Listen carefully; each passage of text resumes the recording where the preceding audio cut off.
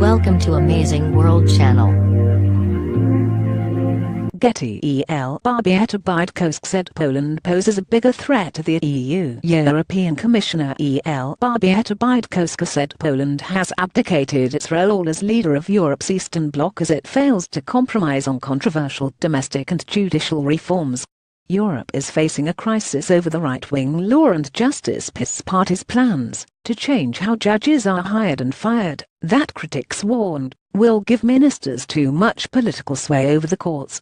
Brussels say it contravenes European law, and has even threatened to suspend Poland's voting rights.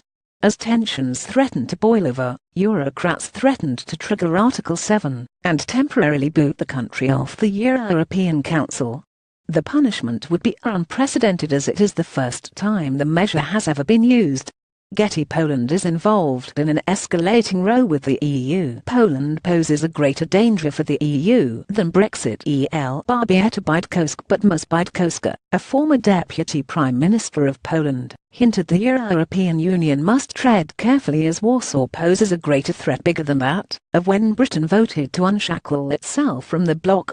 Speaking at the European Forum for New Ideas in the Polish Baltic resort town of Sopot, the Commissioner for Industry warned that PiS poses a greater danger for the EU than Brexit.